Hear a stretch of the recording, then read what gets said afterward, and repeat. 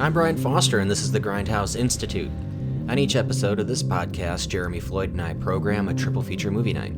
Each of the movies share common themes, and we discuss them here. We're happy you could join us for today's film block that's all about psychological horror. During our Shocktoberfest, we discussed mummies, a dream demon, a homicidal hunter-killer in a hockey mask, and a slew of other monsters of the matinee. Each of these creatures represent their own version of horror.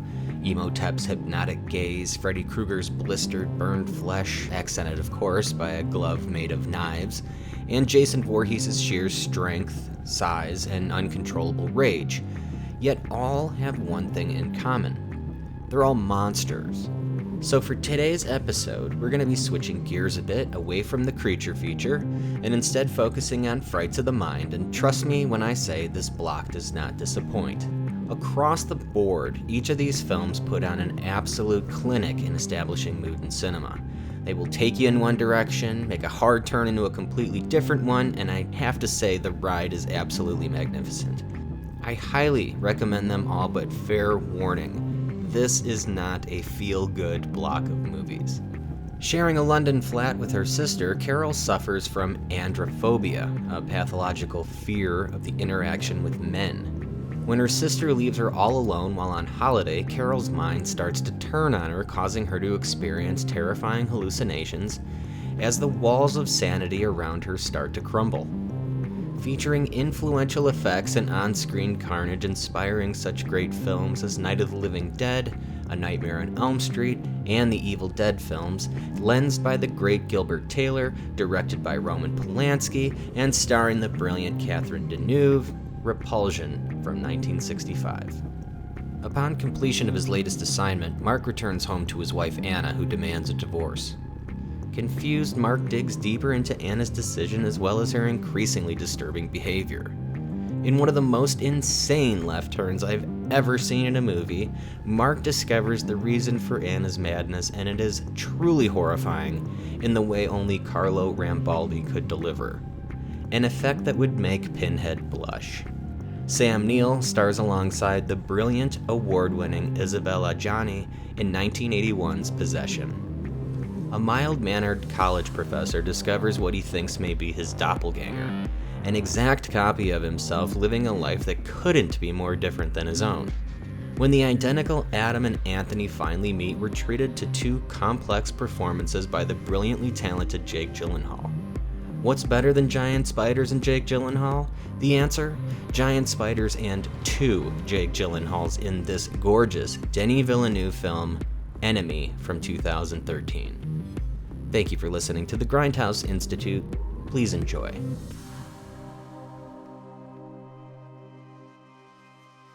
All right, and welcome back to the Grindhouse Institute. I'm Brian Foster, here with Jeremy Floyd. Hello, and how are you? Howdy. How's it going? Really good. Well, I wouldn't say Something. really good after watching these movies. My brain might be a little bit melted at this point. Yeah. So in our... Did you watch them all in a row, or? I watched you them spaced one out, day, right? one day, one day. Oh, okay. Not in one day, but, each had its own day. I don't think anybody would be able to handle that, which is interesting because we're trying to program this as a triple feature. We're just people in the audience's heads just exploding. Yeah. That's... Your head would turn into the famous scene from Possession. They signed a waiver, so that's what they get. So we are watching or talking about three films as part of our Halloween Oktoberfest of different types of horror films, and this is delving deep into psychological horror with Repulsion, Possession, and Enemy. So two films that are from, I'm sorry, what are the years on this? Repulsion was 65. Wow. And then Possession 81, and then Enemy was 2013, 2014, depending on how you count it. I think debuted at Toronto in 2013, and then got sort of a limited release in 2014. So I those are the ones where it's like, well, what year do you say? Right. This was Denis Villeneuve's film that you said came out the same year that Prisoners came out, and that one kind of took the spotlight as his big breakout hit. And I've never heard of this movie. Well, Prisoners was a was a studio film, and this one was an indie. Oh, okay. Although this one was shot first, and I guess technically debuted first. I think most people didn't see it until after Prisoners. A lot to say about that movie when we get there. Prisoners? Enemy. Oh, Enemy. Got it. Uh-huh. Yeah, let's stick to the movies that we're actually talking about on this show. Focus. Come on. So I'd love to, you obviously came up with this block. If you could give us the rundown. Yeah, sure. I actually originally, I think for our sort of final Shocktoberfest block, wanted it to do something where it was like, okay, maybe we explore the slasher film, or we kind of like stick within more classic what we think of as horror movies. But I guess our first couple blocks of that were all in that territory, and so I thought maybe it would be interesting to kind of shift into something slightly different. Slightly. There are a lot of horror elements in these movies. There's a lot of things that make them feel like horror movies, but they get there in a different way. And maybe we'll get into it a little later. But actually, let's just get into it now. Especially the feeling of possession. I had never seen that one. Sorry. This was the first time you've seen this? Mm-hmm. Yeah. Great. Okay, so we're going in with fresh eyes, both of us. Yeah, exactly. This is wow. Yeah, exactly. It's crazy because it's like this type of horror movie, sort of in all three of these cases, is something that really sticks with you. It's possession in particular. I felt like I got trampled by a herd of cattle or something. Yeah, it was just. I just felt lactose intolerant. I felt like I drank a bunch of milk. I just did not feel well after that one. Right. I mean, in many ways, it's the Hellraiser story in like this beautiful artistic indie type feature, and man, the scenes and the graphicness of these. Well, all of them really. I mean. Repulsion had some scenes, and I know you had texted me while we were, going over or watching these films on our own, and then we were going to talk about them today. And you're like, I didn't know if Repulsion was going to work for this. And then you get to that one scene, and you're like, this works. This is definitely scary. I think we got it. Yeah, nailed it. All right, and I didn't know if that scene was the slow slashing kill of a razor blade, which sounds like almost like killing someone with a goddamn spoon. That was awful.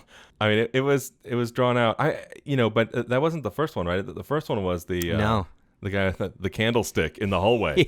Yeah. Mrs. White did it. Yeah. But what I was gonna say was with sort of all these movies, they start off in one direction. It seems kind of like a melodrama or something, and then sort of halfway through the movie just really cranks the horror up. And sort of unlike the Jason and Freddy horror movies, where it feels like you're on some sort of roller coaster, these ones put you in this headspace of the horror, as opposed to just being going along on the tracks, and the spills and thrills, and they're kind of funny and ridiculous, and sort of the punk rock, as you like to describe it, Brian. Mm-hmm. With this thing, it's like you are in the sort of driver's seat to the madness. The audience is sort of left holding the bag at the end of the ride, versus in a slasher movie or something where you dismiss a lot of this stuff, and you can have those moments at the time, and but ultimately a lot of those are usually kind of fun. These are not so fun. Not much fun to be had in these movies. No. And that sort of horror that comes out of it imprints upon you, and really, really sticks with you. It's sort of a different look at horror, I guess. It's still horror, but maybe not what we think about when we think of monsters and aliens and stuff. Although I guess there is some of that. Yeah, I mean, I guess that's kind of up for some sort of interpretation. I guess in Possession more than it's more tangible than it is in say Enemy, for instance. But there are moments where there are straight up monsters on screen. At this point, we're not just psychological. We have actual, what it looks like to be monsters. In one instance, a giant spider looming over a city.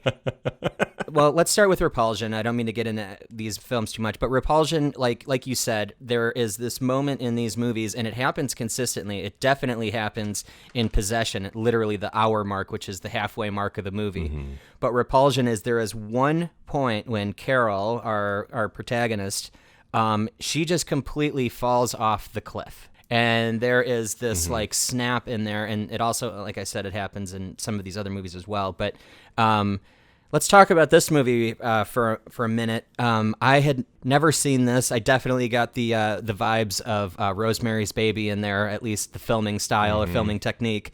Yeah.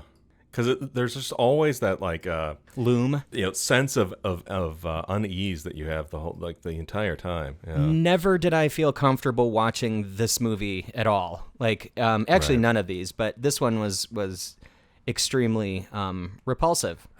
Yeah, the two in the 20th century were, I'd say, really hard to watch for big parts of it, and then. I don't know, the one from the 21st century is slightly different. I find, because of certain like ugly, beautiful aesthetics of it, and it's not quite as emotionally taxing right up front, you can sort of get into it a little better, where it's like, I think, with Repulsion and Possession, both of them, just are a train right out of the tunnel, just like running you over. Yeah, and that train for Repulsion is literally watching this woman, Carol, fall deeper and deeper into psychosis, and she loses her mind in the worst possible way, murdering someone, and then that murder continues. It's got such this odd, I don't know what it's called, but when there is like this almost magnification of audio that happens in the movie, and you can hear everything in this house, and especially talking about how we're in this, stay-at-home order or something like that. Like all of a sudden now I'm hearing the ticking clock all the time, and I'm hearing every single noise that even is coming just outside the window, and like everything starts. Right. And like I think that they really succeeded in that. Yeah, it's a crazy movie to be watching in 2020 with. Like you said, that connection to the that stay at home type of thing, and there it's like this woman who's sort of cut off from everything around her, and that apartment kind of becomes the interior of her mind, and that feeling feels very much familiar these days. Minus the giant cracks in the wall and, the place actually falling apart and literally tearing her as her brain is tearing apart, like the whole... Yeah, and like you said, that was her brain, right? We were seeing what was going on inside her mind inside that apartment. Mm-hmm. And one of those things was that rabbit that was in the refrigerator or outside of the refrigerator rotting the whole time. And then she removed the head.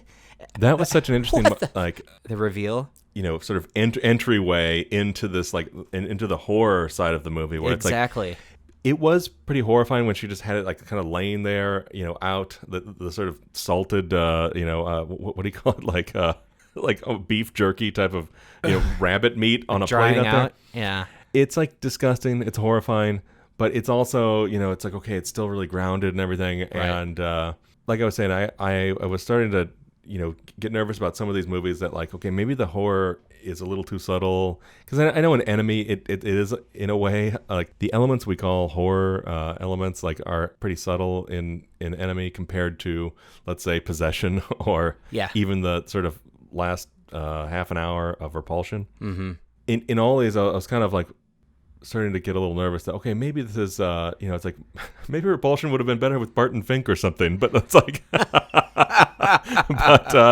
but no, there's so many instances in this movie where it's it's like you feel the influence on everything, on Evil Dead, on the Nightmare actually Nightmare on Elm Street, Night of the Living Dead, which is what I was trying to say when I said Nightmare, but well, she specifically looks like Night of the Living Dead in that film, like the way that they've got the sunken eyes and things by the end. She's got like the one, her bangs covering one eye. She looks like the daughter a little bit in Night of the Living Dead. She literally doesn't sleep for most of the movie, and that's part of the reason why she gets driven to such madness, is she's very much exhausted. And those scenes of her trying to go to sleep were the most uneasy moments in the movie that I was just like, oh my God, just close your eyes, girl. Like, I can't even... I was like, please just like get over this. Well, the problem is like when she falls asleep, just like in Nightmare on Elm Street, she dreams, right? And those dreams are horrifying nightmares. And that's a common theme throughout these as well. There's a lot of dream-like things that happen, specifically in Enemy, or it feels like a dream. Gets a little confusing, but then there's this whole side story and things like that. Especially with the doppelgangers, and that seems to be like, well, at least with Enemy and Possession, there's that common theme throughout. There's, right. I don't know, there's somebody out there that looks just like you or that was created to look like you. I mean, there's all these levels of what the fuck, and it's such an easy, I don't mean to make it like a technical thing, but it's such an easy effect to pull off. But it's so effective. It's so when it's unnerving. Yeah. Yes, it's so great, especially when you have an actor that can play two roles. Yes, yeah. Which, Jake Gyllenhaal can definitely do. Crushed it. And also, Sam Neill. Yes. Nailed it. And I'm going to screw up her name, Isabel. We'll just call her Isabel. There you go. From Repulsion, though, right? Yeah. Like the two in Repulsion who, both had doppelgangers. But we're skipping ahead. But... yeah, no, I know what you mean, and in this one, it felt I felt so much of that influence on later stuff, and I know Michael brought some of that up. I think when we were talking about either Dawn of the Dead or one of the Dead movies, how some of these things were allusions to Repulsion, which is also part of the reason I kind of wanted to put this into some of our horror fest, because it was so influential. Any examples of that? Well. So Carol's first kill, the guy who Candlestick, the guy who kind of looked like the clean cut British Norm Macdonald, who was kind of pursuing her and kissed her in the car. It was like her. First of all, what was wrong with that guy? He has a very strange game that he was playing with her. Like, it was odd. Yeah. Well, the way he broke down the door and everything. What the fuck was he doing? Like. Well, it's like, okay, maybe if he was concerned, she had hurt herself or, whatever, but like... It wasn't that, though. She wouldn't go out with him. Exactly. That was, at that point, that's all it was. There's somebody there. I can see your shadow. Carol! If you don't open the door, I'll bloody well break it down. No. That would be maybe a way... one could explain his behavior, but like that's not what was happening. Yeah, exactly. And he gets it pretty good there. Yeah. So when he's getting killed with the candlestick, like and she POV kill, and it's almost the exact same POV kill from Night of the Living Dead, right? Which is the daughter killing the mother with the the little garden hoe or whatever, and the way that sort of the blood splashes up on the door. And because it's in black and white, it's just, a black, chocolate sauce, which looked very much like the blood kind of going up on the basement walls in Night of the Living Dead. And then, I felt like there were so many things, like when all those hands were coming through the walls. Day of the Dead? It was very Day of the Dead, right? Or vice versa. That was really effective. I sorry to cut in, but that was, like, usually those are the kinds of effects where you're like, okay, it's a hand through a wall, a hole in the wall. That one was, like, really cool because it was like they made up the hands to make them really, like smoothly transition into the wall, so it felt like they were part... That was awesome. Yeah. Like the amount of like technical engineering of the sets in that movie was incredible. The cracking of the walls scared the shit out of me when it happened. Right. Like, boom! We see her like outside and there's a big crack on the ground and then we see at one point she sees a register, an air vent, and there's a crack coming out of there. But then like, the first one we see happen is when she like goes to flip on the light switch and the bottom of the wall just kind of cracks out, and then underneath you can see like what seems like kind of a bladder just like breathing and undulating in and out. It was more than just like, okay, is this an earthquake?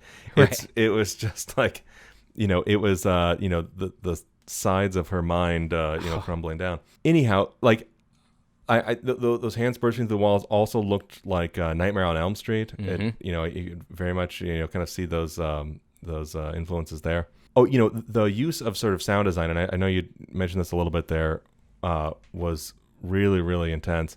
I mean, particularly like, her nightmare, which, is perhaps a trauma she was, sort of reliving. Right. That's what I got out of it. She would like go to bed and then someone's all of a sudden, Jesus. trying to rape her essentially. When she would pull the sheet over and he was sitting there in bed with her. It Right, felt, right. I feel like David Lynch took a lot from that too. There's a lot of Totally. Mm-hmm. Like when, wait, so I think when she was like walking home, like there was a couple scenes where she's sort of walking to and from work, and like Yes. before things start really ramping up, we see this like harmonica and banjo trio kind of like wandering through the streets, and they're all sort of hunched over. I call them banjo and spoons because it's the spoon players. Yeah. Right, And he's right, like exactly. hunched over. They're playing Cotton Eye Joe down the streets of Paris, Right, yeah. or London. What was so crazy about that, like that little moment, and then we kind of see them again later, out of her window. That moment felt very Lynch to me, or Because they hung on it vice for so versa. long, right? It was like we saw them Mm-hmm. all the way from one side of the street all the way to the other, and there was really like they did come back, but they really had nothing to do. It was just like an uneasy moment where I feel like that was just the time to just be like, like by the filmmaker, like just watch this for a little bit, Yeah, hang tight. We're getting there, and like, and that was like also at that moment, it was like there was a car that almost like hit one of the guys who was like out in the middle of the street, and it was like, oh my god. So this was Polanski, right? This is Polanski. I think this is his first English film. Yeah, first English language film, which also skipping a little ahead a little bit, like Possession, also made by a Polish filmmaker. director, yeah. And that was his first and to this date, I guess, only English film, Possession. Wow. But anyway, yeah, like so this is Polanski. It's early Polanski. It's a pretty well-known film in sort of like film Circles? cinephile circles, yeah. And it was shot by our boy Gil Taylor, who did Star Wars and some of the photography on Dam Busters. And the cinematography is amazing in this. Is it kind of weird that we're watching all these amazing older films and all these names keep getting repeated throughout? Like it's like, Yeah, exactly. This one, in terms of camera work and cinematography, I was pretty blown away. It reminded me, Possession and Repulsion felt very similar. A lot of handheld, a lot of spinning around the subject, especially in Possession. Right. Yeah. Well, they did that also in Repulsion a lot, I think, right? Where it's like, especially when the landlord came to collect the money. Why was that scary? Like that was just like, that should have been a normal interaction. Yeah, well, because he turned scary. Because Well, yeah, I know it ended up being crazy, but because he was a monster. And then, so there's two sort of grisly murders in this apartment, both by Carol and both in self-defense from psycho guys coming after her. And then it's two dead bodies there. One's in the tub. Throws one in the tub. That was gross. Where'd the landlord land? Just underneath the couch, right? Yeah, but like in the middle of the floor. Yeah. Because then that's when the boyfriend and the sister come back because they went away on holiday for a couple days. And then they come back to her apartment, who Carol's staying with her, and that's what they come back to. Right, exactly. Jesus. And that one door, there's a board sort of nailed up on the door, and then like not very well either. Like, not very well. Yeah. Right. Well, she was using that candlestick as a hammer, and like right. There was she played it very well. That she was clearly not right in her mind of the action she was taking. Like the first blunt object she saw, she used it as a hammer. Instead of like trying to go. She was clearly not all there at that point. And the idiot that tried to take her on a date is the one that broke the door for her. So then the door is not able to close, so she can't cover up any bodies that she has in there. You know what I mean? It's like this snowball effect of things that start hitting her, right? She had trouble at work because she can't concentrate. Like, it's just all these things. Her sister's asshole boyfriend is obviously a creep that's trying to hit on her as well in like this weird slimy way. And then that guy that keeps recurring in her dream. Although, like, it is interesting, like, he was the only one who gave her sort of any dignity at the very, very end of the movie. Right. Kind of like covering her up and like getting her out of there when all of a sudden, every single neighbor just like swarms in the second there's something going on. Yeah. They They all came in the apartment too. Right. They didn't even like look inside or anything. They all were just in there. So they're just like wandering Somebody around, knock? checking things out. Yeah, exactly. Well, the door was broken. Yeah. And everyone's like, don't touch her. That's weird. Don't touch her. But yes, you're right. Like, it seemed out of character for him because he was such a creep. Yeah. There was also like, I feel like, maybe I mentioned this a little earlier, but there was also this feeling of how the movie sort of inspired Barton Fink, where it's like that sort of oppressive interior room, and never sort of being able to leave there. But then like as the building itself is deteriorating, so is the mind, and it's a sort of reflection of that, and it's kind of hard to tell like what's actually happening or what's sort of like in the space of the mind, or how do they say it in Barton Fink? It's the life of the mind. I will show you the life of the mind! If I saw Barton Fink, I would be able to comment more on that. Well, I guess add that one to the list. Well, next week we're watching Barton Fink. Not that I have to ask if you have anything else from Repulsion. If not, we can move on to Possession. Oh, here we go. Let me just say like 14 more things. No, there were just like, there were so many like little things where it was like, just getting like how just slowly this whole thing creeps up on everybody. One other moment that was like a hint that things were going to get scary and things were going to get more horrifying was like, at one point she looks in the mirror and you see a glimpse of someone in the background. She looks and the person's not there. Oh man! And then that one stroke of like sound score that hits right when the reflection passes him. Right. I had to rewind that one. Because it's placed so well that it just you catch it just enough frames that you're like, what the fuck was that? Yeah. Again, this is one that Chrissy watched with me. She always like picks one of these to watch, and she's a big Rosemary's Baby fan, so she really wanted to watch another Polanski. Mm-hmm. She loved it. And that part she screamed. The one with the wall cracking, the first time you see the wall crack, and it's that loud crack when you hear that. Yeah. I screamed like it was like this. Again, though, like they did a really nice job of, it's a slow burn, right? Like I wouldn't say that this is a fast moving film by any means. None of these were really, but they gave you enough in each scene to just keep you like enticed enough to move forward. And there was literally no boredom, even in a slow prod, which I thought was awesome. Yeah. So, Possession. Yeah.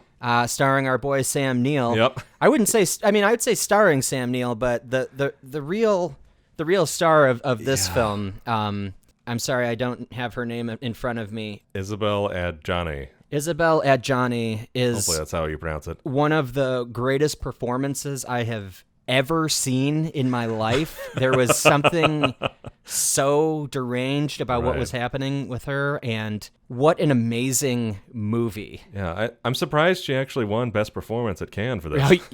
You're surprised? Not sure how she did it. Yeah. Yeah. Was there no competition that year? No, I mean she was insane. Yeah, it was. She wasn't wild. channeling any real emotion at all during that. There was nothing deep down that was bothering her that came out in these amazing screams and long takes, and specifically that subway scene when she's down in the subway and just losing her fucking mind. That's the scene I think that I guess people who don't even know the movie are familiar with. Because they play that, especially that tracking shot of her next to the wall and she's almost clawing her way past the wall. Yeah.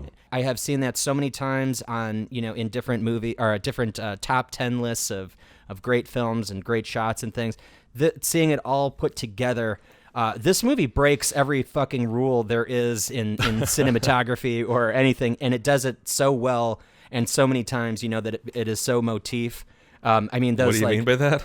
Straight looking shots down the barrel, talking directly to the camera. There were all these moments where like people were holding and all of a sudden that person would look right up at the camera, and it was like, that camera's not supposed to be there, right? But it works. Like, it would get into these really intense moments of like with two people, and we'd be in sort of a wide with both of them, and all of a sudden we just jump into sort of Sam Neill's perspective looking at her, and then Isabella's perspective looking at Sam Neill, I guess I understand what you're saying. I don't know if I'd say that breaks the rules necessarily, but it was definitely technically it breaks the rules. If someone can do it well, you're not breaking the rules, right? I understand that, but like if you go to a 101 of learning how to film, are you going to tell someone to look down the barrel of a camera?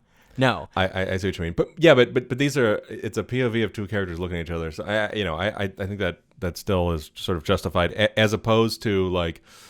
Well, as opposed to like, breaking the fourth wall, like, okay, Goodfellas or something where he, addresses the camera at the end and just kind of walks off the stand and no one else sees the camera but Ray Liotta. Maybe that's breaking the rules in a way, or it's definitely breaking the fourth wall. But anyway, whatever. This is not a point to, to hill to die on, but it was an interesting way to put that, breaking the rules. But so Sam Neill is, I guess he's some sort of spy or investigator. Yeah, he seems to be working for the CIA or something, and he had just returned home to West Berlin, which is the first world side of Berlin, but literally right next to West Berlin, where East Berlin. But yeah, I'm sorry, East Berlin. Like you could see over the wall next to his apartment. Well, that's the weird thing is so I kind of made this assumption too. For the longest time, I just in my mind I was like, okay, the wall kind of divided East from West Germany, and it's like, no, actually, East and West Germany, the dividing line was much further west, but Berlin itself was divided with this wall. But Berlin was sort of an island of West Germany inside of East Germany. That West Berlin was anyway. West Berlin was the sort of island, like I said, like it was surrounded on all sides by East Germany, and so whenever you see the wall and you see those, I don't know what they are, the border guards or the Stasi or whatever, staring into West Berlin, they had that perimeter around all sides of it. So right. Anyway, it was wild, but yeah, like Sam Neill looked a little like, I don't know, Pierce Brosnan meets Jeremy Irons. Yeah, I'll give you that. At that time, he had, yeah, he had a different look than he did in like the 90s, let's say, right? He's a spy, like we said, but he's coming back from this job, and he's about to get hired back on, but he wants to get back to his family because clearly there are some marital problems that he is dealing with right now with his wife Anna. I've completed my job. Brilliant. That's why we want to rehire you. It's out of the question. Aren't you allowing feelings to prevent you from answering your own questions? Exactly why I advise you to hire my successor. Who Anna is, again, slowly losing her mind, very similar to Repulsion. But we find out that is, something different that might be causing her to lose her mind. There's some questionable things that happen here. So I think that, like other movies that we've talked about, Berlin plays a really big role as a character here.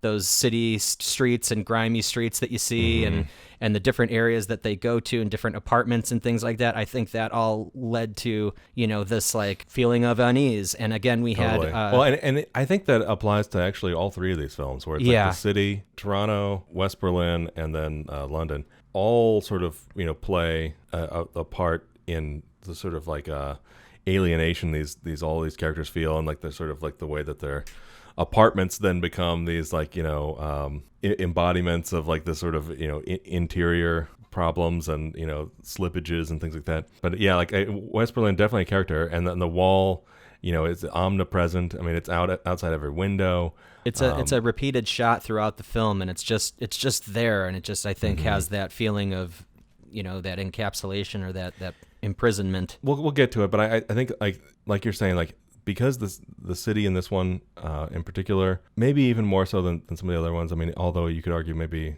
Enemy, you feel the city a lot. Possession, the West Berlin versus East Berlin, we're in West Berlin the whole time, but we can see East Berlin all the time. And that divide and the sort of, carving up and the mutation that the city has taken on definitely feels like it's kind of coming out in the being personified by some of these characters. And we have another apartment that kind of acts as this haven of insanity, if you will, that's very much the type of environment that somebody like Anna and the things that she does, which in this instance we find out that she's literally feeding something human bodies straight out of Hellraiser. I don't have any other way Yeah. to describe this other than that. That's my only reference is Hellraiser. Right. Yeah. Okay. So in this one, it kind of like does. So you're talking about the apartment in Kreuzberg or whatever, the one that's right next to the wall. That it's like her apartment. Her apartment that she kept. Not the family's apartment. That one felt like it tied into Repulsion quite well because in Repulsion, Carol is killing these people. Those are more self-defense. Whereas in Possession, Anna is killing these people who wander into this place and sort of feeding it to the Lovecraftian hell beast. Very much Lovecraftian, created by Carlo Rambaldi, who also created E.T. Yeah, like the very next year, right? Wasn't it? Yeah, 82. And as well as the effects in Dune. He did Dune. Didn't he do Close Encounters? He did Close Encounters as well. Yeah, he was a big time makeup effects guy, creature effects specifically. I mean, he always had these big mechanical things. And this was interesting because when we finally get the story as to that, there's this creature that's basically growing, and we see it very early on when it's more or less just kind of a big bag of goo with some tentacles. Well, the first time we see it is when it's in that bathroom. Don't go in there. There's no windows in there, right? Right. And that was the private eye that was kind of tagging or trailing her and trying to get her Right. address. And I think that reveal is right around the 45 to 50 minute mark, which is almost exactly when Repulsion takes that hard turn into horror. Kind of head on. It's funny, like in both movies, it kind of takes that sort of 40-ish minutes to kind of like really kick it into high gear. Because what set that up is that Sam Neill, who is trying to keep this marriage together, but Anna keeps leaving on him. So he's like, where are you going? Well, I'm going to see my friends. Well, no, you weren't by your friends. I called your friend, Margie. I called her. You're not there. Well, I was with the other guy that I was cheating on you with. Well, no, I went over there and talked to him too. And no, you weren't over there as well. So Right. she's going all around. We can't really follow where she's going. Sam Neill needs to know. So he hires a private investigator. This private investigator sends one of his agents, who we find out is actually his boyfriend. Or his partner. We find that out through that, which is very sad because that guy, that private investigator, does not make it very long. And he is the first one that sees this strange creature inside the bathroom where Anna lives, or Anna stays occasionally. She's so back and forth, you don't know. She doesn't have a place really. But that's kind of like her haven where she goes and feeds her God, as she calls it. Mm-hmm. Do you believe in God? It's in me. That's her version of Jesus Christ. Or Jesus Antichrist. Jesus Antichrist, exactly. Yeah, and that brings up something interesting. This kind of felt like Lars von Trier in a way. It felt like that sort of that unease. Or vice versa. Right, yeah, exactly. Timing was. But yeah, there were some great great scenes in this. And I do want to go back to the Carlo Rambaldi's creature effects because we see this thing. It starts out as a puddle. By the end of the movie, it's Sam Neill. But we see this whole transition, but with black eyes, green. Well, when he's on that staircase thing, his eyes are extremely dark. Hold on. So this is how it's set up, and I should have taken screenshots. So you see the form of this creature start forming more into human-like, and over time you start seeing it actually having sex with Anna at certain points, and Sam Neill has really no say in that at that point. Pretty fucked up. But at one point, it sits up in the bed in its really odd form, and you see its eyes, and they're both green. That is in relation to the other doppelganger that's happening in this movie of Bob's teacher. The teacher, yeah, Helen. The kid's teacher, who looks just like Anna with green eyes. Right. And then all of a sudden, this Sam Neill creature comes out of nowhere. He's got green eyes. It was like this really odd version of this doppelganger type storyline, but really what was happening is this creature was starting to become and take over the life of Sam Neill's character, Mark. That came out of fucking nowhere. There is no way that watching the beginning of this movie did I think that it was going to go in that direction. Not a chance. Right. And when that fella, that private eye, first sees that thing in the bathroom, I was like, what is that now? Yeah, yeah. In the first 40 minutes, there's a lot of sort of emotional and physical violence and things like the electric knife scene God. where it's she tries to cut her neck and Sam Neill's slicing into his arm but doesn't feel it.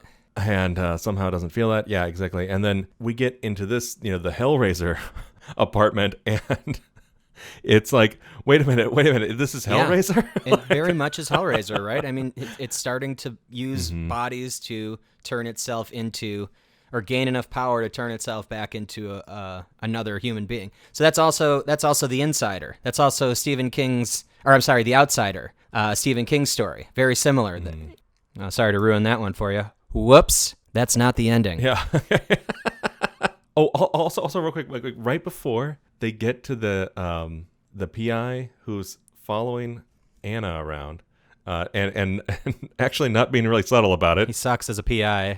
Sprinting after her, and he's 30 yards behind her. I mean, it's he's so close, and they're the only two on the street. But anyway, right as she first gets into that apartment, he's sort of running along the wall in the street, and her apartment, sort of the front door of the apartment opens up to the Berlin Wall. At the base of the wall, the PI runs up and kicks something, chips it right over the top of the wall, and it looks like a human head just laying at the base of the wall. Yeah, I was going to bring that up. I didn't know what it was. I rewound it twice. I was like, what? Because it doesn't do anything, right?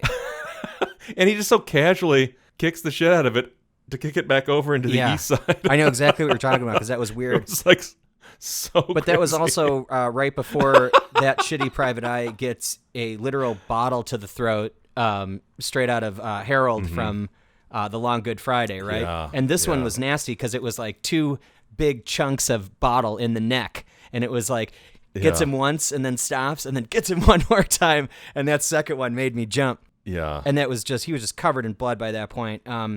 But then again, that's kind of that 50-minute mark or an hour mark, literally on the nose, where this just went 90 degrees somewhere else, or 180. Yeah. 270, 260 degrees. Some sort of degree that's not 360. The other degree of which way it was going.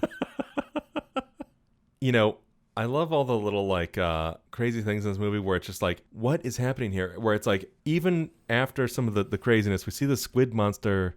And, we see the bursting milk monster puddle thing that from Anna. That later, the puddle of sort of milk and blood is in the apartment as well. So it's it seems like that's where it came from.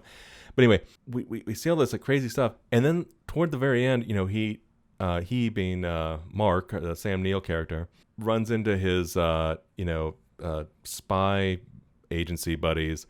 And they're like, okay, let's come on back and do another mission, buddy. And I am my successor. There seems to be this really very low level CDF plot about the sort of spy game and that there's something happening there. We don't get a whole lot of information on that, but then things just start going so nuts at the end where it's he's like, hey, hop in this. He goes and commandeers a taxi. He's like, hey, just go smash that into yes, sir. Police you car. Got it, sir. He's like, yeah, I'd be happy to. And the way he jumps out of the car right before that car hits too is awesome. And the guy just goes running, and then the spies see that their car got smashed. Hey, what the hell? And then the car blows up, and the next car blows up, and it's just what is going on? Lots of explosions in that scene. Back up, then full speed and crash into the police car. My pleasure, sir.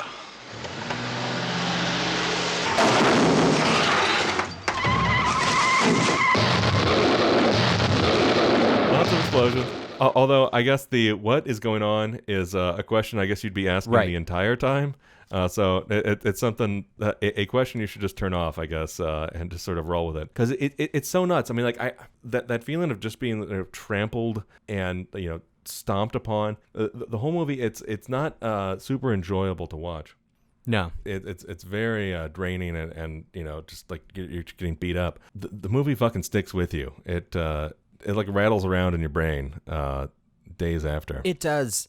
And I mean, I think that, we already discussed the performances of the two main casts, but then there's this Heinrich character who is, one of the men that Anna, who's clearly just kind of sleeping around a little bit. Yeah. This is one of one of her boyfriends. And you're totally right about the Mark thing. Like, he has like really light blue eyes, and then the doppelganger has extremely dark but green eyes. You're right.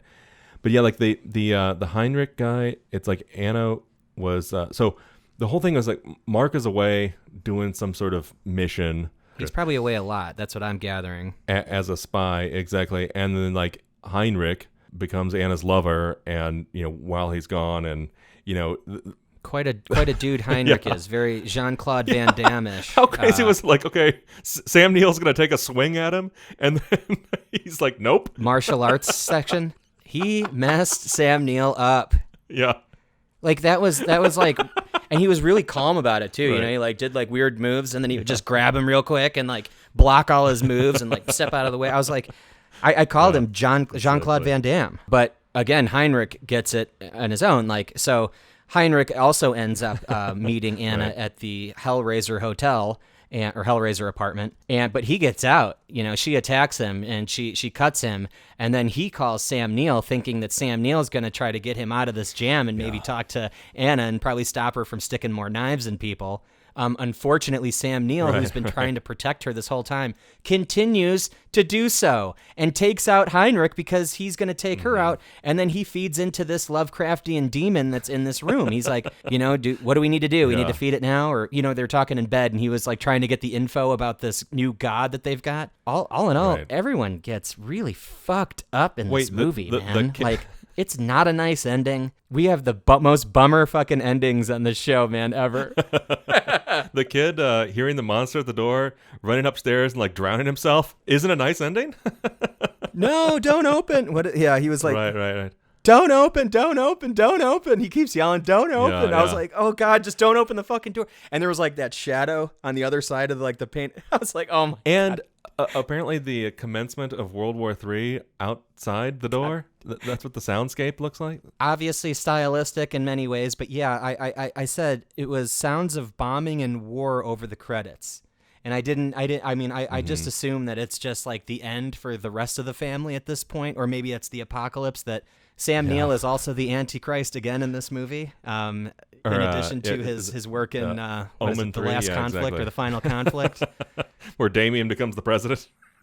I think, isn't he like a prime minister or something? But yeah, this was, again, a movie that took us one direction, took us in a completely different direction, and I was absolutely blown away. And again, I don't feel right after watching it. Yeah, it's very, very unsettling. And it seems to be on purpose. A lot of these sort of aesthetics, and then, the grittiness of it, the like, more tangible realism of it, like, as opposed to maybe something like Dawn of the Dead. You're talking about like the neon fake blood. This one doesn't have that. No 3M stage blood in this movie. And the monster was really, really horrifying. Kind of has that Lovecraftian tentacle thing to it, but it's also the guy who designed, I think, the head of the alien. Rambaldi can do creatures, man. But apparently, like the director, the Andrzej Zalowski, he and the production team saw Alien, and they're like, "Ooh, that's what we want. That's the monster we want." And they tried to hire H.R. Giger, and he wasn't available, so they got Carlo Rambaldi instead. I think they made a great choice. I think that Giger probably would have went too far into the like cybernetic, biomechanical way, which worked very much for the exoskeleton like bod and build dead bod. The alien dead bod. But this one, and I wrote it again, and I think we've mentioned this in every fucking horror movie we've talked about. A lot of Lovecraft in here. This was, clearly some sort of ancient thing that we don't fully understand, just grabbed a hold of this girl and turned her into his or its puppet, and he was puppeteering this girl to bring him more bodies in order to bring him back into reality as now Sam Neill. And it ends with everyone dying except for this creature as Sam Neill, and Sam Neill's character takes over his life with the doppelganger of Helen in a way, and it's just like, holy shit, right. Where the hell were they going at the end of this movie? Because it's like, woo! And then, Heinrich's mom killed herself. The kid, Bob, kills himself. Oh my God, was that awful. Everything is just like completely falling apart. The phone conversation that Mark has with Heinrich's mom at the end, and then he shows up to her house, and the first thing she says to him, Heinrich's dead, right? Yeah. I was like, oh my God, I feel so bad for her.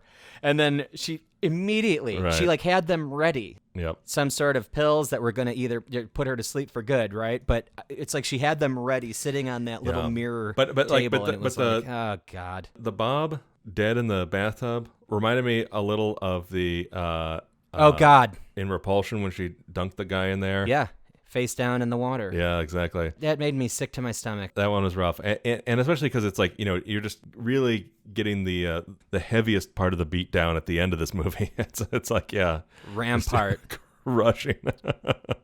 Literally, like you were in that scene Right. from Repulsion where she is, slamming the candlestick at the Yeah. camera, but it was just like, here's more blood, here's somebody else dying, here's something crazier, here's some bomb sounds that come out of nowhere, we're gonna turn on the lights on and off real quick, and it was like everything just fell Right. apart. It's totally But again, unspooling. like that's how you finish a movie. Whether or not you're being you're not being totally clear on what's happening, but now you and I are sitting here looking at it and being like, this is what happened. This is the end of the world, or, Yeah, maybe that's true. this demon let other demons into the world. Who the fuck knows? But again, who the fuck cares either? Like, it's just really fun cinema, right? Like, It's also because you're more focused on the relationship side of the story, the low level percolating, perhaps World War III, Cold War tensions. Part of the story is very much in the background. Perhaps some of this stuff is like what's happening to these characters is sort of what's being reflected in the rest of the world there. The one thing I was gonna say about this movie before we move on is, this one's really pretty hard to find. It's now on I think a Blu-ray. I had to sort of order it directly from the manufacturer. It's not streaming anywhere that I'm aware of. no, I couldn't find it. When it came out in the US in the 80s, it was like heavily edited and recut. In the UK, it was listed as a video nasty. Did we watch an uncut version of it? Apparently we did, yeah. Okay. This one was supposed to be a pretty good transfer. It was like Mondo Vision. Oh, yeah. This one might be tough to find. Although I guess Mondo Vision directly through their website, they still have copies of the disc. I don't know if it's limited or what, but it's not an easy one to find. It's kind of a cult film. I think you're right. It's unfortunate. This movie should be, I think it's important. I think it's really well made. I think that this is one for like horror fans that think they know horror. Like, this definitely takes it in a different direction. And I think that this, like, I grew up with this kind of stuff. I grew up with Hellraiser, and this is a really different take on something similar. And I thought it was incredible. But it fits in with this psychological horror thing because for 55 minutes to an hour of this movie, it is a psychological horror film. It is a psychological thriller. And then it becomes a fucking horror movie. Straight up monster movie. So let's ride, this is my little transition. Let's ride Sam Neill's cool little motorcycle into Enemy. Exactly. And then we'll get on to Jake Gyllenhaal's cool little motorcycle. At least Mr. What was his name? Mr. Daniel St. Clair's motorcycle. Okay, so this film is called Enemy, directed by Denis Villeneuve, who you guys should know from Prisoners, Sicario, and now Blade Runner 2049, and The Arrival, Sicario. Just an amazing catalog already of movies. The guy is an amazing filmmaker, and this movie definitely puts forth that idea in spades. This is such a beautiful, strikingly beautiful movie that I was entranced by the entire time, as well as completely scared out of my mind. This one doesn't come at you with the type of murder, blood, and gore that Repulsion and Possession do. This one really plays on your emotions, the intangible, and man, the imagery in this, the acting in this movie is excellent, and I can't believe I've never heard of it. I can't believe it. I love this director. I've seen every one of his movies. I can honestly say that. For once on this show, I've seen every one of them, and I never heard of this one. I mean, I'm sure there's some that he did before this, short films or something that I haven't seen. But so before Prisoners and his sort of American movies, he did I think 4 features in Canada, and I guess this would be the fifth, because I guess this was before. It was shot before Prisoners, premiered at a film festival before Prisoners. But I mean, the movie he did right before this, Incendie, which is it was the Canadian submission for Best Foreign Film, and was nominated for Best Foreign Film in that in 2010. Because of those accolades there, he kind of was able to parlay that into a career in Hollywood. Mm-hmm. And then, the stuff he did there was all very interesting and, heavily stylized. And, so he's definitely got that aesthetically pleasing approach to everything, which, makes him an exciting filmmaker in a way. I agree. You're watching one of his films. So throughout the film, there's this recurring image of spiders, a tarantula specifically. We see it at the very beginning of the film. We're not even sure which version of Gyllenhaal we're following at the very beginning of this film. It's because we don't know that there's going to be two. And that comes up a lot. Like, I thought that there was a dream that he was having, that he was dreaming that he was someone else. I thought he was dreaming that he was an actor as a bellhop in a movie, and like all that stuff. And then finally you figure out, no, it's actually more grounded than that. There's actually another person on the planet that looks just like him, who was an actor, that he is obsessed with meeting. Or was there? Right. Yeah, and it's... Any of these are like, or was it? Yeah. Or was there a tentacled monster in the bed? Right, exactly. Yeah. Did that guy really get hit with a candlestick? Yeah. Was this all just in their mind after Sam Neill started World War III off screen? The end of Newhart, it was all a dream. No, so in this one, it's interesting. He goes to this crazy, I don't know what, the underground fight club of, this like joyless, eyes wide shut strip show. It had that Aronofsky film. It reminded me of the end of the Aronofsky film. Ass to ass. That's the one, the Requiem for a Dream. Yeah. It was the same kind of situation. Guys just watching. Maid Marian, I didn't bring it out for air. Yeah, it reminded me of that scene. So we see this happening, and then, we see him as a college professor, as a mild-mannered college professor, and you're thinking, okay, was that just a dream he had? Like, what was that? I mean, like there was a Grey Poupon silver platter with a tarantula on it, and then the naked Victoria's Secret model goes to step on the thing with her high heel, and then we sort of cut to Jake Gyllenhaal sort of watching really intently as that's happening, and then you see him like next day, mild-mannered college professor wearing the sort of a patched sleeved brown jacket. We see him give a lecture at least twice, maybe three times, about dictatorships. Yeah, a totalitarian state, and the sort of dictatorship that holds over one's mind when you're in that. All about control. Every dictatorship has one obsession, and that's it. How do they do that? They censor any means of individual expression. And it's important to remember this, that this is a pattern that repeats itself throughout history. Then we start really drilling down into what seems like this guy's mind, right? Mm-hmm. And some of these things, and I find myself wondering, I've seen this movie at least, this is probably my third time watching it.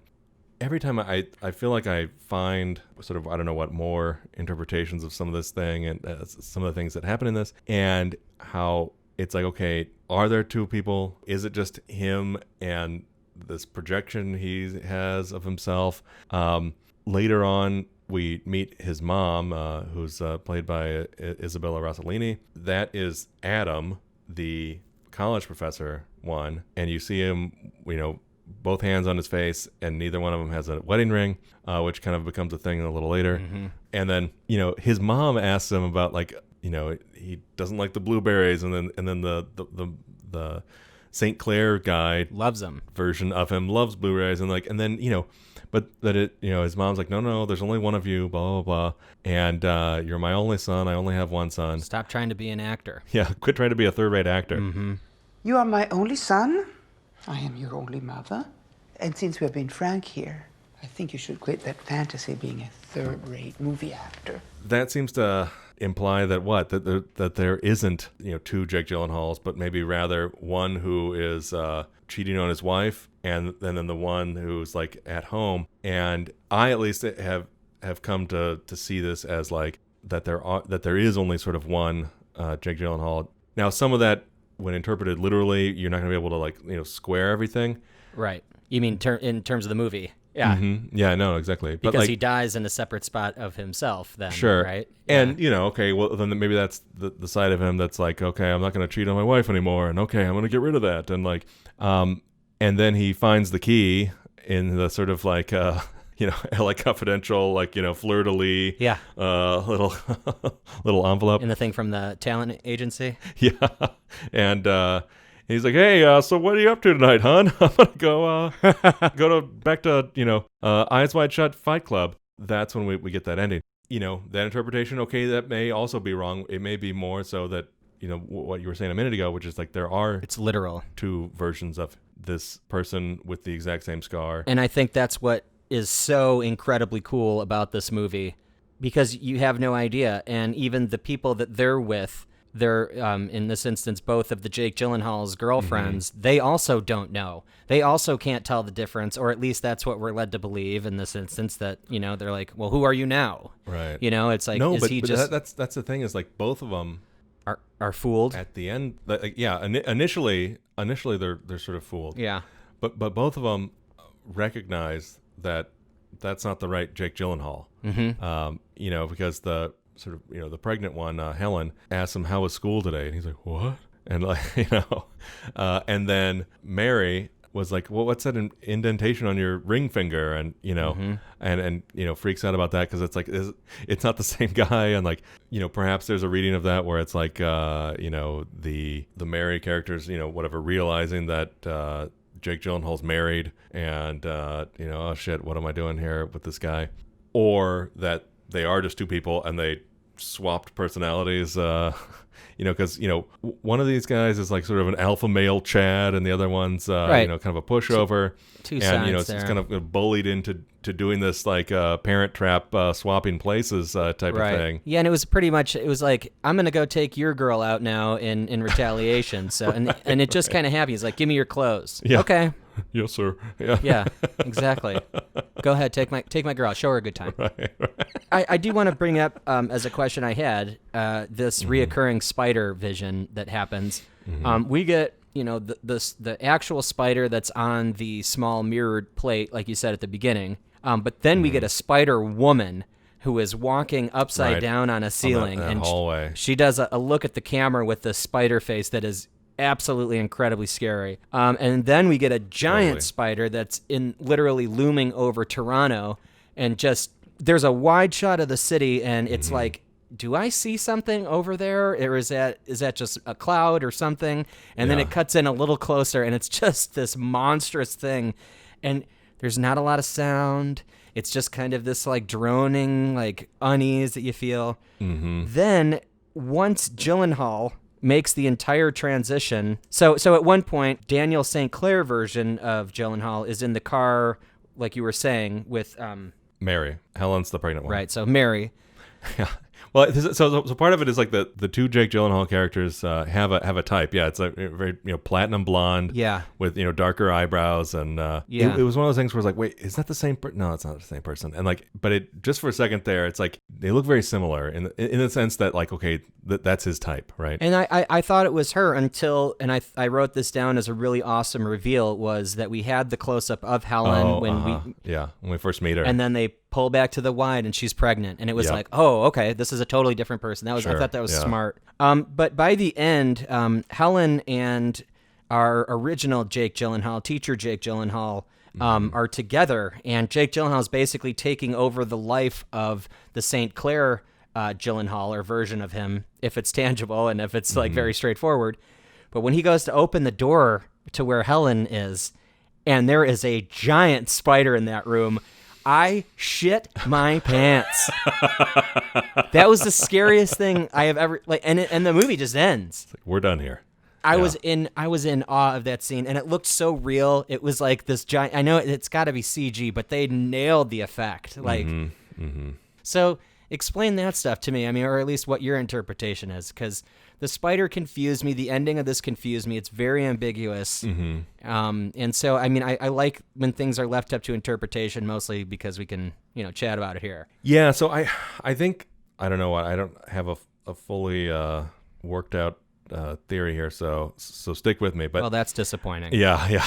I was really expecting something more from you there. I'll show myself out. Yeah.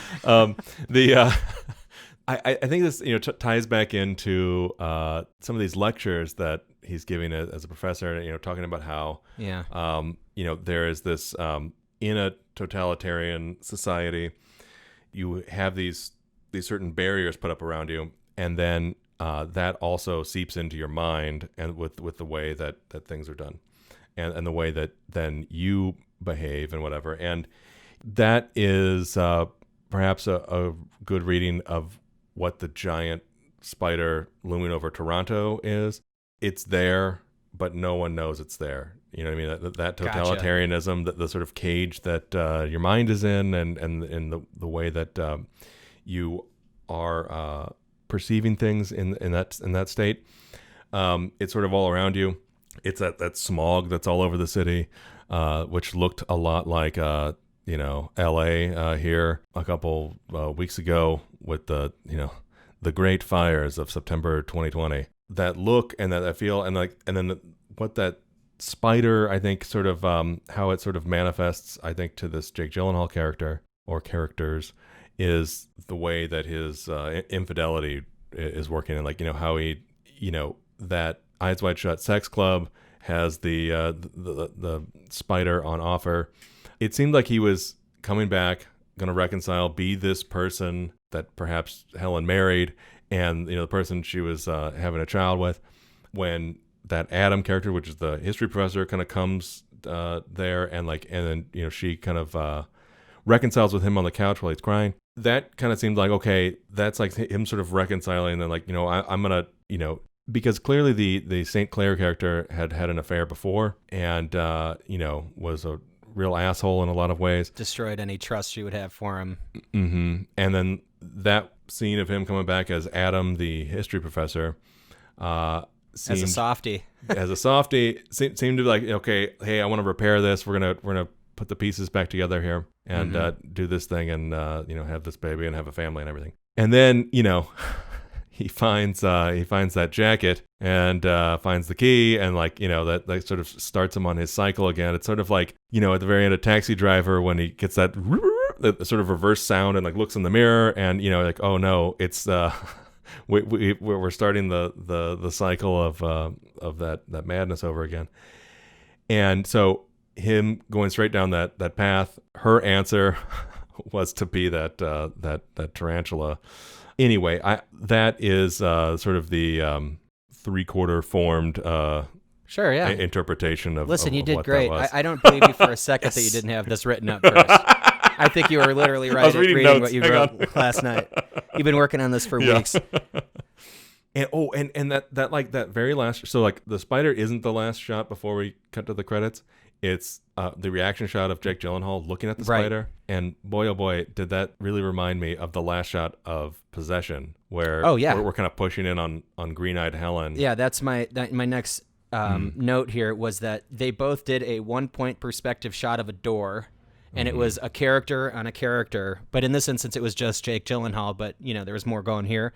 But in Possession, it was that shadow behind the tinted glass, and then the green-eyed or silhouette, I guess.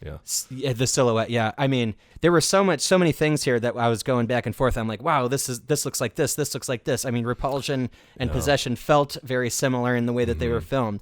There was this motorcycle thing that came up in Enemy, and then also in Possession. It was just really odd that they would choose those as those defining traits images, of each of these characters. Incredible stuff. I don't know if you noticed, but in the in Possession, at the very beginning, Samuel comes home and Anna says, "Hey, we're done," and he goes off on a bender. And when he wakes up in that hotel room with all that yellow light coming through, and he's got that beard, and he kind of looks like Paul Thomas Anderson, Sam Neill does, and no idea how long he was there. Right, no idea how long he was there. Sort of just the look of that when it first opened, it did that look like Enemy or vice versa. Right, because it was the yellow tint, right? That sepia, like gold. Yeah, the heavy yellow, the sort of heavy, room smoke atmosphere, and the photography looked almost black and yellow. You know what I mean? Exactly. Yeah. Then also like another connection I think between these two, in particular, Possession and Enemy, is like the sort of themes of totalitarianism that we get in Enemy. In all of them. In all of them, I guess. But like in Possession in particular, on the piece of the Berlin Wall where the PI, drop kicks the head over the side. it says on the wall like "Free West." Yeah. In German. And it's sort of this like, I don't know what, ironic graffiti, because it's like, like that whole area feels like really oppressive. Yeah. Same way in Enemy, where the city feels like really oppressive, and like, but nobody notices the Berlin Wall, which is this giant spider. Whereas I guess in West Berlin, it's something everybody notices, but that they are like denying in this way of like saying, it's free here, I will say one thing that makes it feel a little more free is like a couple of times we're in the U-Bahn in Possession, and before we have the famous scene in the U-Bahn, in that sort of long hallway where she's splashing milk around and screaming. God. You'll notice a conspicuous lack of advertising everywhere. Germany doesn't look like that now, but at that time it was there's like no posters anywhere. There's no ads anywhere. It was so wild to imagine a world without ads. Wow, I didn't even realize that. Yeah, it's pretty crazy if you want to take a look at it again. So again, I kind of come to let's go back to Possession real quick. Is that I get in this mode where I'm going back and forth in my head. Again, these movies really stuck with me, and I keep thinking about them. And even as we're talking about, I'm thinking of new things. But when she's down that hallway and she goes through that, what is in essence a 10-minute long take of her ramping up and slowing down and ramping up her actions and literally coming to this crescendo of acting brilliance, if I want to put it into words. But then you get to the end where she's literally bleeding what seems like amniotic fluid or something from her vagina. She's bleeding from everywhere. It's like from she's melting almost. Ears and mouth, and yeah, it's crazy. I didn't know if that was real. I didn't know if I should be like, okay, is she changing into this thing, and is she the thing in the bed, in some possible way? I had no idea, but again, like the spiders in this, like the cracked walls in Repulsion and all the things going nuts, it doesn't fucking matter. It's just one of those things that's going to elicit so much like angst or that emotion that the character on screen's feeling, that's all you need. You just need something that's out of there. And I mean, that movie, it took it to a different level. Well, it seemed to be like maybe part of it is the double entendre of the title of the movie, like where you possess somebody in a relationship or whatever, versus like the sort of a demon possession. And then that scene in particular, it's like, okay, she's kind of purging out this thing, and that turns into this the thing out, color out of space, demon puddle, which kind of turns into the squid monster, and then later into color out of space. Later, it turned into the meteor from Jordy Verrill. Yeah. Meteor shit. It seriously looked a little like the meteor shit thing, where it's like it's just like the goo that then takes things over, and please God, don't let me miss. And she kind of does a please God, don't let me miss on the staircase when she shoots herself in the back. Shoots herself in the back to also shoot Sam Neill, though. Right. She's in a yoga pose to get that one. How the hell did she get the gun back? I can hardly wipe my ass like that, like it's like, and she has it perfectly in the middle of her back. Did we just jump the shark on this podcast? I don't give a shit.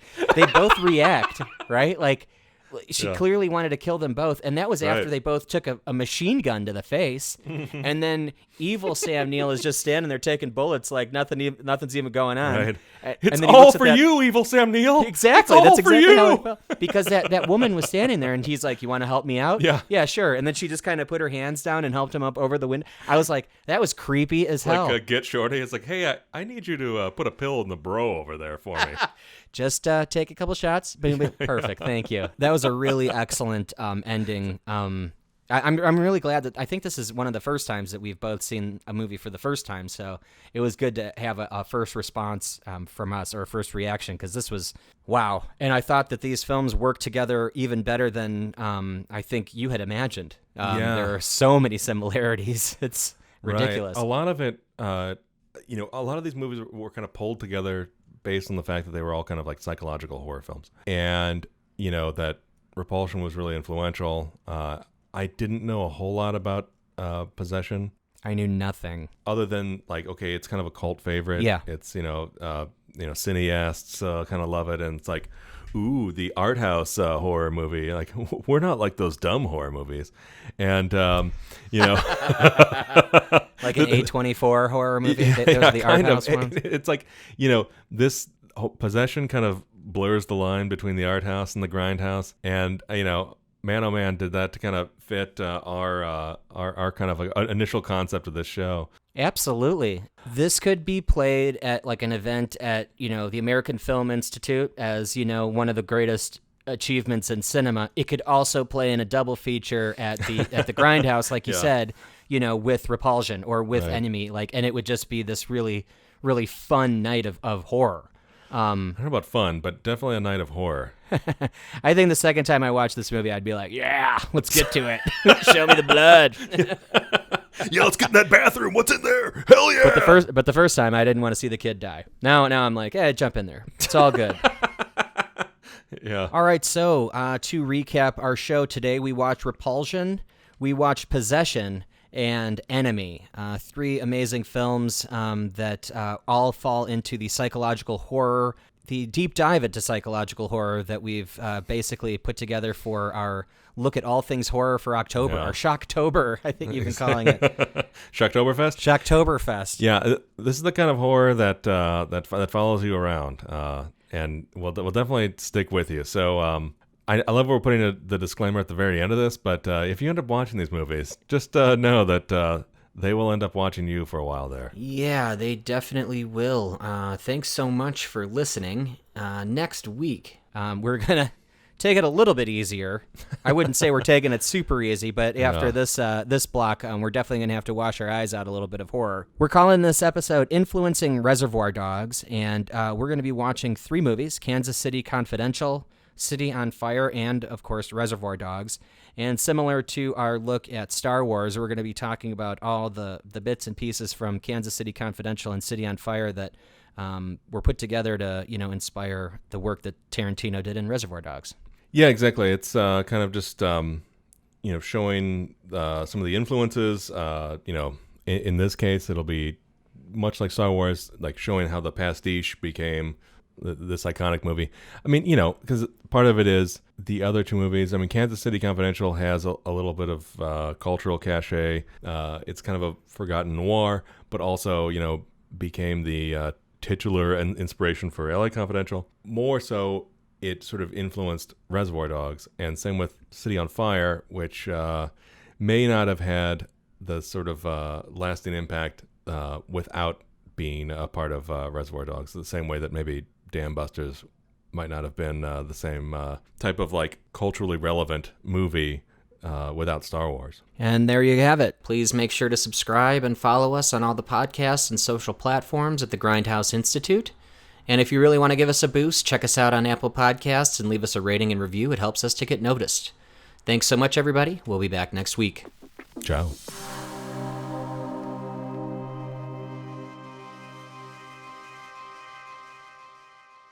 I can't stop thinking about the other night. Can't get out of my head. I know I shouldn't talk about this, but I'd love to go back.